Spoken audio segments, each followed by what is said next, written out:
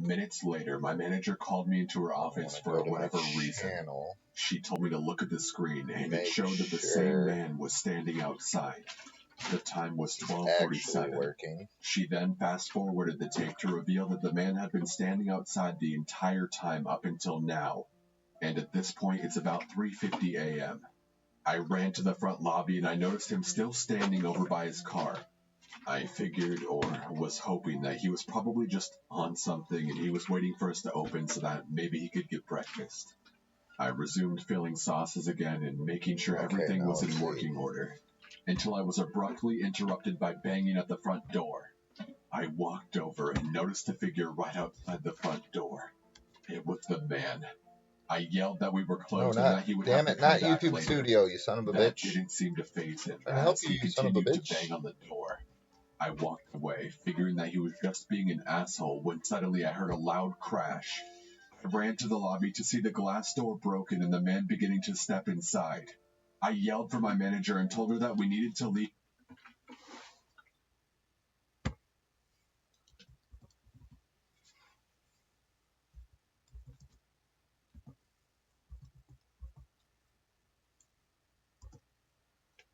Here we go. Here we go.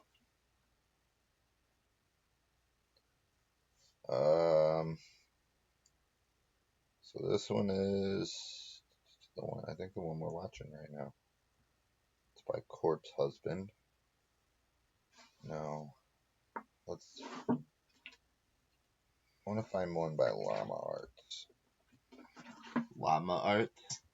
Yeah, bro, Llama Arts. Oh, but it's only one story, damn it. Llama Arts does really good ones. Why not just bring up his page then?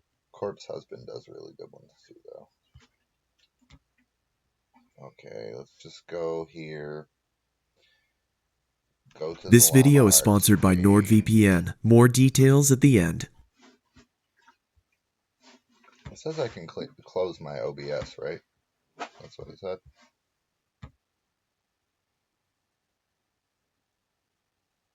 Oh damn, my frame rate's dropped 55 per second. 55% over the last 2 seconds. I've already watched these, but let's go. Alright.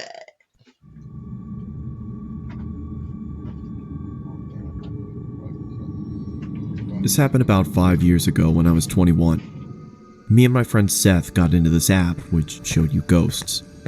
We'd go out ghost hunting, but nothing much would happen.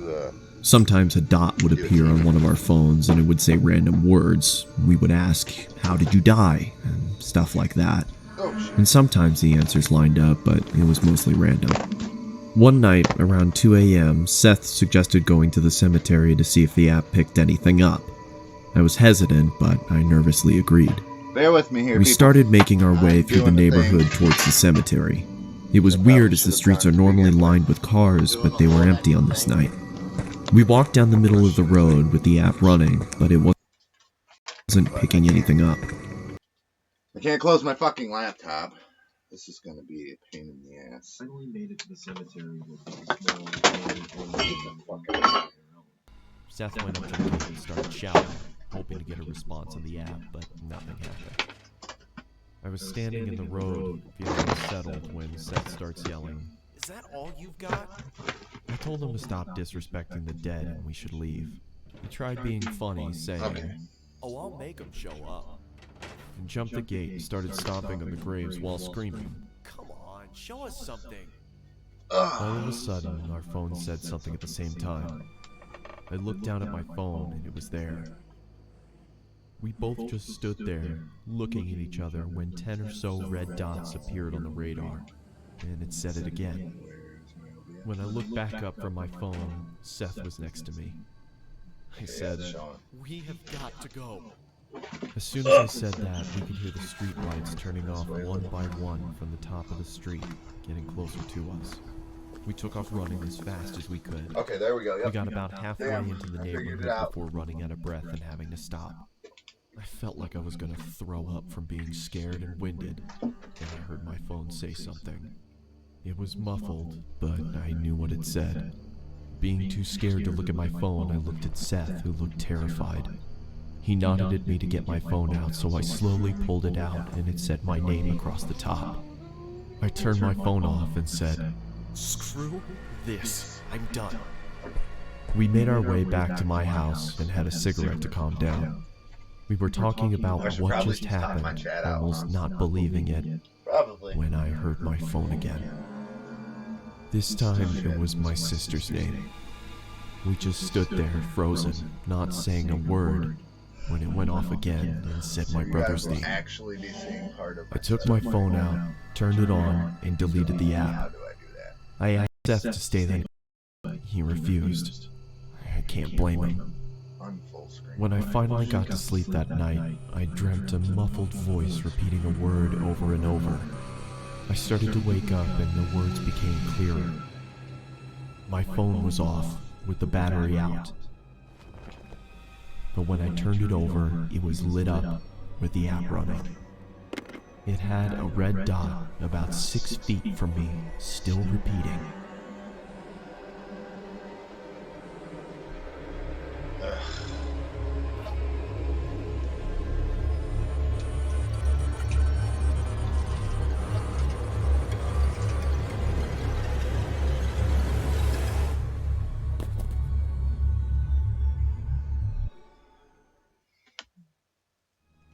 I woke up the next morning and went to the bathroom. I had a razor-thin cut from my left shoulder to my right hip. I don't know what happened that night, and nothing has happened to me since. Needless to say, I don't mess with that kind of stuff anymore.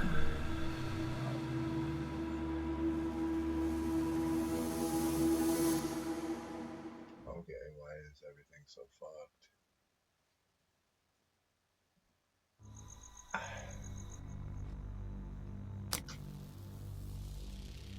Over the weekend, about 15 coworkers and myself had our company trip to the Stanley Hotel in Estes Park, known for being Stephen King's inspiration for The Shining. We took an 8 p.m. with about 15 other Oh people my to get God, guided I hate around the this. property and told stories about its history and creepy things that are said to have happened. We were told to take a lot of pictures, I'm sure to try and capture orbs or ghosts. Many green orbs were caught in pictures, but I don't think anything is as creepy as this photo taken by my coworker. A little girl in a hot pink dress who was definitely not on our tour. And apparently, years ago, a young girl who was 12 to 13 by the name of Lucy was squatting in the basement of the concert hall, which is where this photo was taken. And she was discovered upon plans to begin some construction. She was forced to leave, and the night got below freezing. So she froze to death. Everyone on my tour has vouched that this girl was not on our tour. I mean, who wouldn't remember someone wearing hot pink? The man pictured is our tour guide. No one would have been in front of him. I am convinced that this is the ghost of Lucy. Just one more added note, though I doubt anyone would believe me. But there was only one time throughout the tour where I felt any strange energy or feeling. And it was right there, headed down to the basement of the concert hall.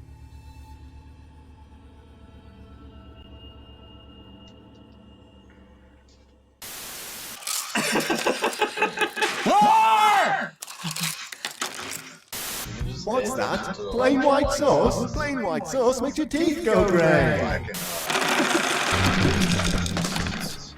I don't mess with that kind of stuff anymore. That's fair.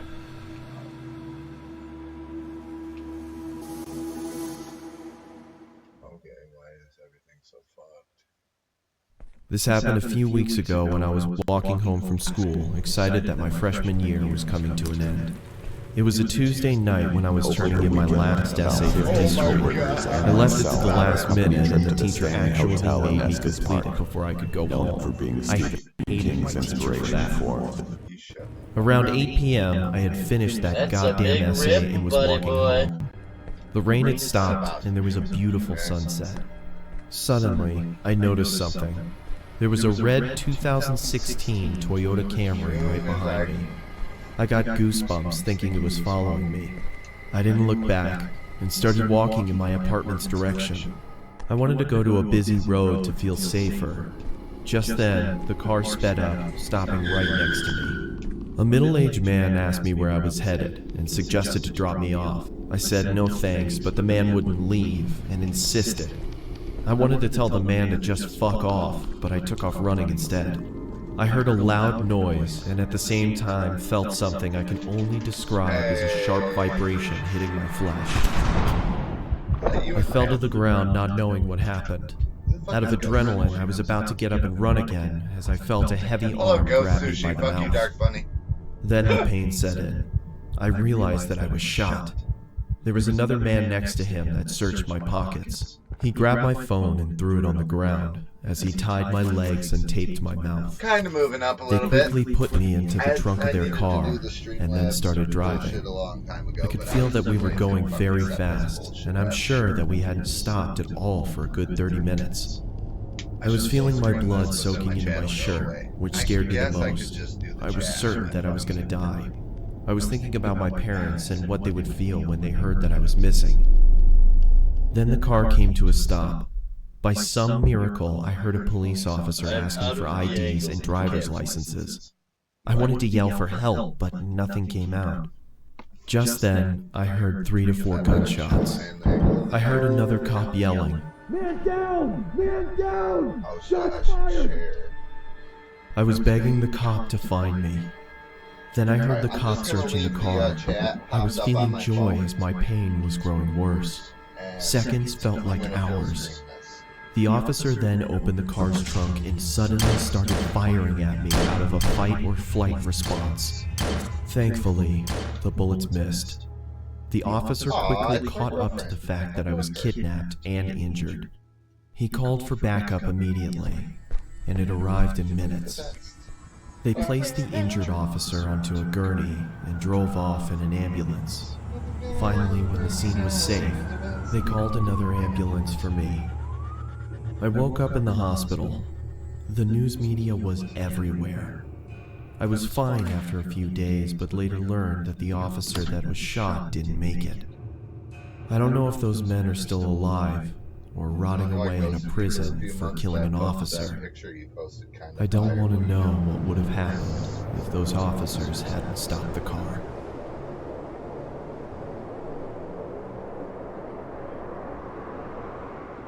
I love you, girlfriend. Bum, bum, bum, bum, bum,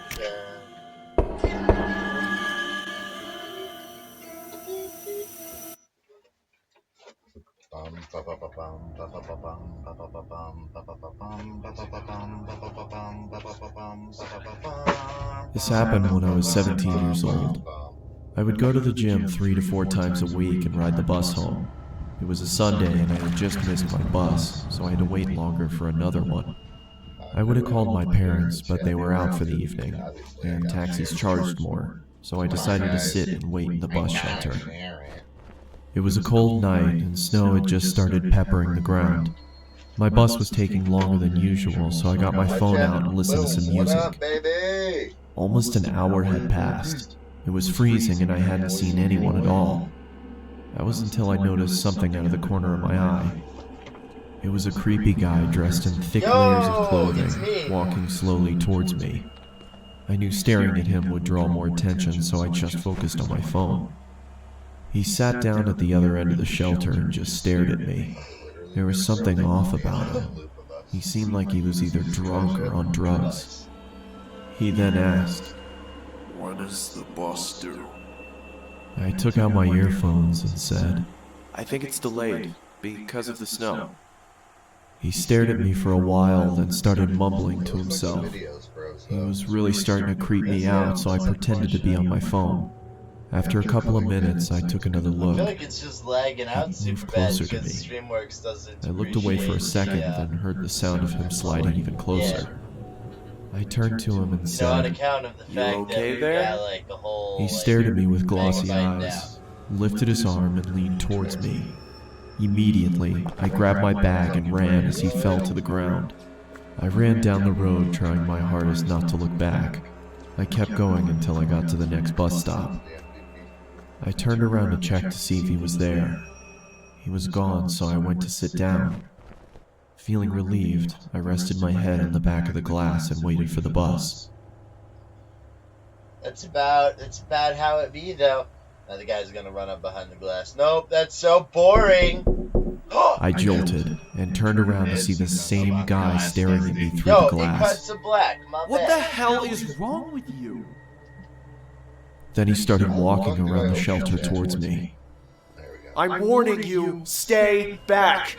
I yelled in panic as I was Now I can backing up. watch my chat and I wanted talk to my run, but I girl. left my bag in the shelter and I couldn't leave without it. Suddenly, the man leaped at me and I quickly Alright, we're moved about out to of have the way. Nando. Fell to the ground face first. Oh, fuck. I froze in Yeah, shock the and noticed the Mandalorian blood was coming from coming. his face. Yeah, but are we gonna give up I on tried to this get a last response out of I him, feel like- but nothing worked. I called the police and paramedics and they arrived shortly after. Okay. I told them what had Let's give happened it a and they told view. me that the guy was on prescription drugs. They found a photo in his wallet of him and his Like I son. said, let's give it a few. The boy See looked just how- like me, so we assumed he thought I was him. It's on mine, I it's later short. learned that he had lost his son in a custody battle and went off the rails. He was taken away for treatment. That was the last I saw of him.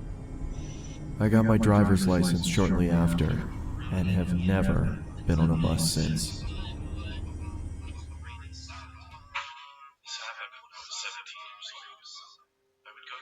Alright. Why is my cam froze?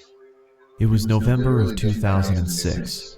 I was a 16-year-old Because kid this living in the camera town feel of like- Altoona, I Iowa. don't know how I went to bed play early one video, night because I had to work the Okay, early wait. shift at McDonald's. As I slept, I had a dream that I was running through downtown Des Moines, but I wasn't on a jog. It's not I was showing on running it from shows something. frozen on my phone. As I ran around the corner of a building, I came face to face with my pursuer.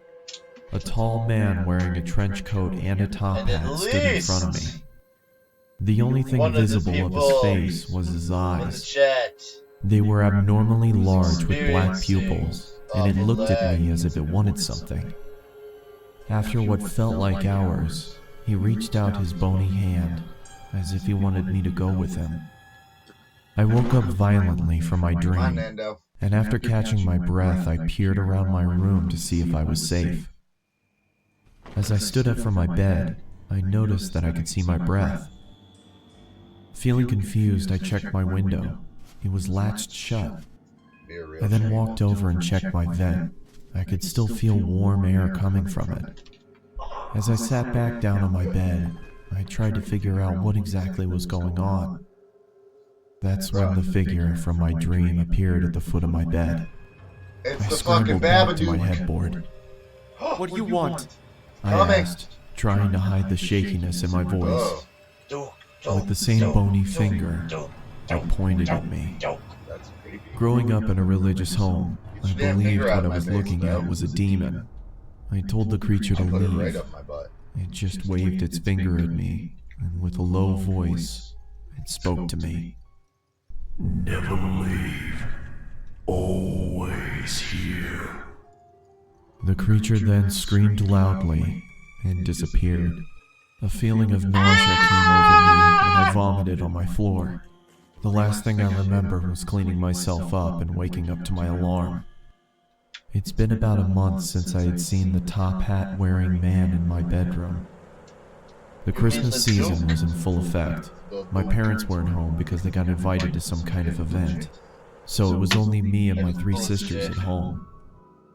I had to wake up early in the morning for work, so I decided to go to sleep. Yeah, you are. I rested my head on my pillow and closed my eyes. Not even 30 seconds passed until my sisters burst into my room and started singing obnoxious songs. This of course made Fuck me you, very Nando. angry, but I thought if I ignored them that they would leave me alone. This was not the case. As I pulled the blankets over my head, I started to feel the same cold feeling that I had in November. As the obnoxious singing Nando, is subsided, it like I lowered the lagging and blanket below frozen my for you? eyes and saw the man standing in the corner of my room.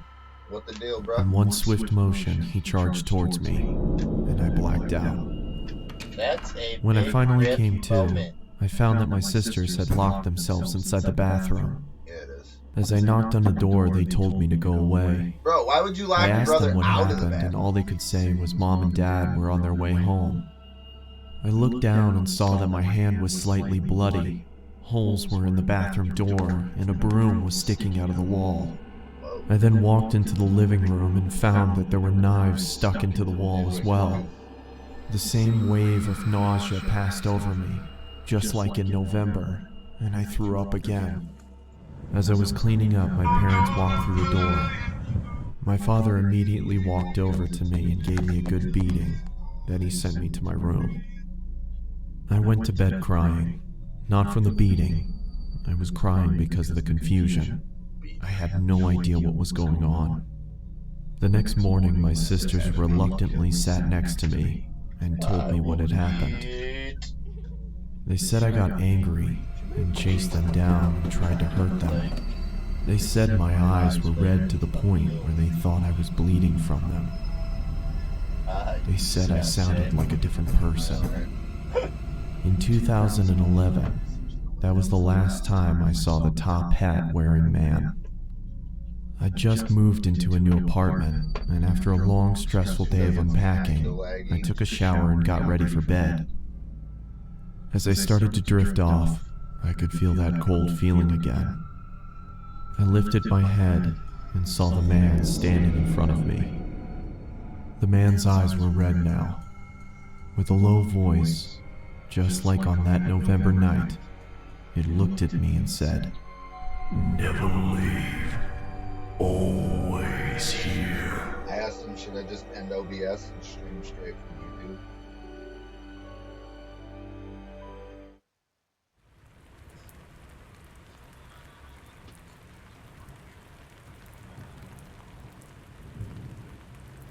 During my holiday, I spent about 3 weeks in Japan. I arrived pretty late, so I couldn't check into the hotel that I initially booked, so I booked the cheapest hotel that I could find nearby. Aesthetically,